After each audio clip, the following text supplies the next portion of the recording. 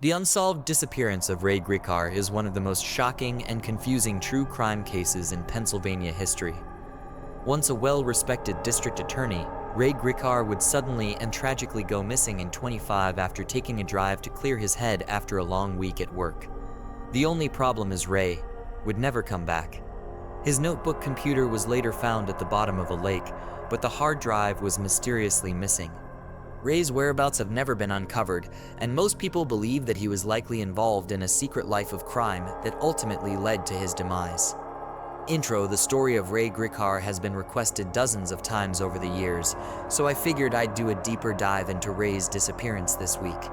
And by the way, if there are any other stories you'd like me to cover, just let me know in the comments. Most of the topics I cover are recommendations from you guys, so I'm always looking for suggestions. The story of Ray Gricar may seem a bit boring and rather mundane at the beginning, but that's how some of the greatest true crime stories start out, making the crimes even more bizarre and unexpected. Ray was never a guy you'd expect to go missing under such mysterious circumstances, and his early years are certainly telling of this. Ray Gricar is most well known for being a lawyer who practiced in Pennsylvania for much of his life. Ray was born in Cleveland, Ohio, and grew up in what was once considered one of the greatest areas in all of Cleveland-Collinwood.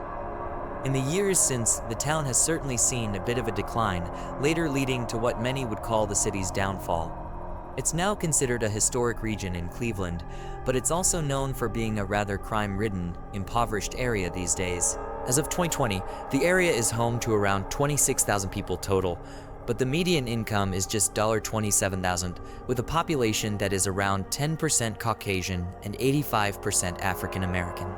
Considering Ray grew up during the glory days of this area, he was quite privileged as a teen and young adult, eventually attending a well-to-do Catholic school in Gates Mills. After leaving high school, he attended the University of Dayton, where he began studying law and interning at the local prosecutor's office, an internship that would drive him for pretty much the rest of his life, as he realized he didn't just have a passion for being a lawyer, but he had a passion for law and justice. Now, that may sound kind of redundant, but you've got to realize that there's a difference between being a criminal lawyer and being a criminal lawyer, and it seems that most lawyers fall into the latter category these days. Sorry for any lawyers who may be watching this, but you and I both know that's just the honest truth. If we fast forward a bit, Ray finished up schooling and his internship programs a few years later and eventually accepted a job as the county prosecutor in Cuyahoga County, Ohio, specializing in homicides. By 1980, Ray had made his way to Pennsylvania in order to be with his newfound wife, who had recently accepted a job at Penn State University. In a shocking move to many of his family members and peers, Ray decided to quit his career as a lawyer and prosecutor entirely, opting to become a stay-at-home father to his children. If Ray was anything, he was a great father and a great husband. No one has ever spoken ill about his family or his home life. He was a man who seemed to have put family first in all of his endeavors, so it made things even more strange when, without any prior notice, Ray packed up his car and disappeared, leaving behind his family, his friends, and one heck of a mystery in his wake. Devil in disguise. While Ray was enjoying his life at home, raising his children and tending to family matters, his new lifestyle didn't last too terribly long before Ray got an itch to begin working again. He was soon contacted by David E. Grime, who worked for the Center County District Attorney's Office in Pennsylvania. David had heard great things about Ray, so he made him an offer he couldn't refuse, leading Ray to begin working again, accepting a new position as the Center County District Attorney. This took place around 1985, when the former district attorney had decided not to run for re-election, paving the way for Ray to swoop in and claim the election by a margin of just 600 votes. When Ray accepted this new position, he only agreed to work part-time. But by 1996, he had campaigned to begin working full-time, and this request was ultimately granted. The people of Pennsylvania loved Ray, re-electing him in 1989, 1993, 1997, and 2001. But it was around 1998 when Ray's relationship with the public began to sour a bit. Even though he managed to get re-elected in 2001, his election wasn't without its share of controversy. In 1998, news began to break about the Penn State assistant football coach, Jerry Sandusky. For any of you who may not be aware, Jerry Sandusky is a name that has now gone down in infamy in the world of football. While Jerry may have been a great coach in his own right, he had many dark secrets he was hiding behind closed doors, 52 secrets to be precise. Jerry had been putting on a front that he was a family man and all-around nice guy, but as it would turn out, he'd been accused by countless young boys of, well, you can fill in the blank. He had a thing for them. In 2011, he would be convicted of 52 counts of violations against minors. He was sentenced to serve between 30 and 60 years in prison. Now you may be wondering how all of this pertains to Ray Gricar.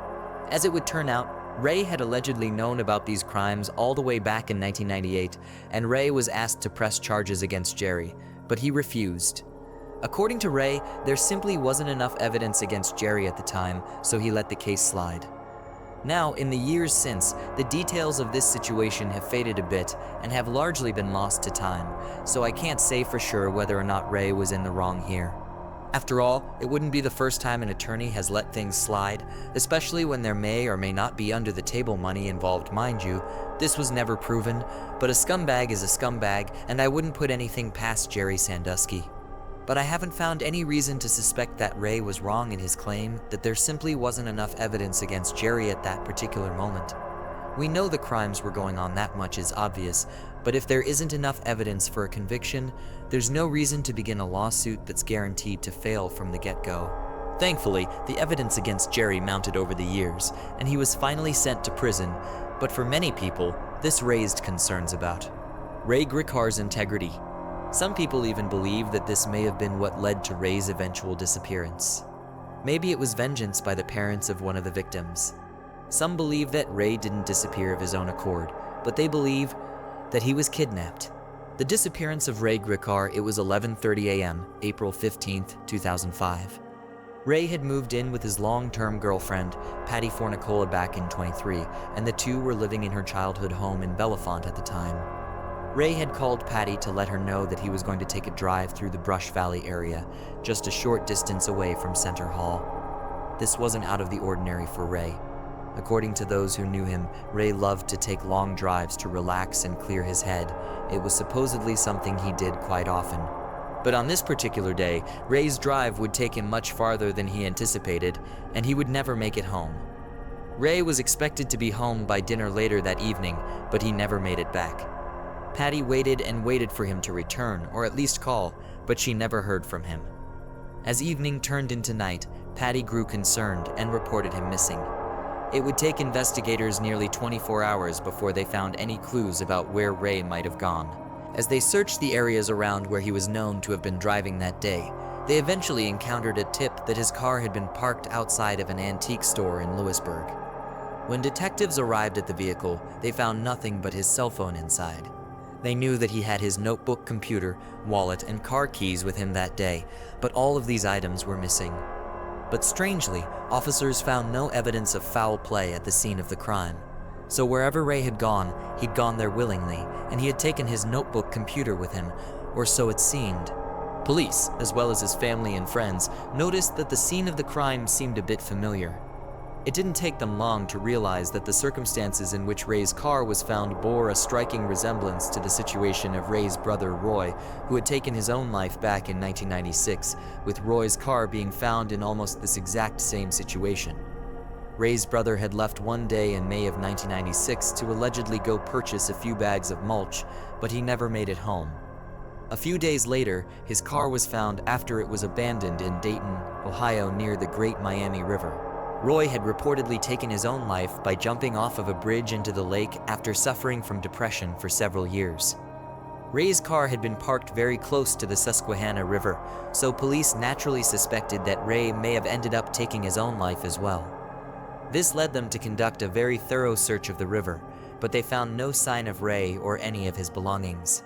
Police later brought in sniffer dogs and had them search the area near Ray's car. We don't know specifically what led police to say this, but they claim that the behavior of the sniffer dogs led them to believe that Ray had been meeting up with someone that day and may have left the scene of the crime in another vehicle. Pennsylvania police, at this point, asked the FBI to step in. The FBI then gained access to Ray's bank records, credit card statements, cell phone records, and every other aspect of his personal life. Ultimately, they found no clues or anything that seemed suspicious. Ray was in a good financial situation, his life was completely in order, and he planned on retiring later that year. But for reasons unknown, he had simply vanished before being able to live out his golden years. It would be several months later before the case would see any more progress. By July 30th, a group of fishermen had been traveling down the Susquehanna River when they came across a notebook computer at the bottom of the water, located just beneath a bridge that separated Lewisburg and Milton, and I believe this is the same bridge that was within walking distance of Ray's car, the bridge that police initially feared he may have jumped from, but don't quote me on that. Police showed up to collect the notebook computer, but they found that its hard drive was missing. Now, this is interesting for two reasons. The most obvious reason is that it appears as though something was on that hard drive that someone either wanted access to or they wanted it destroyed.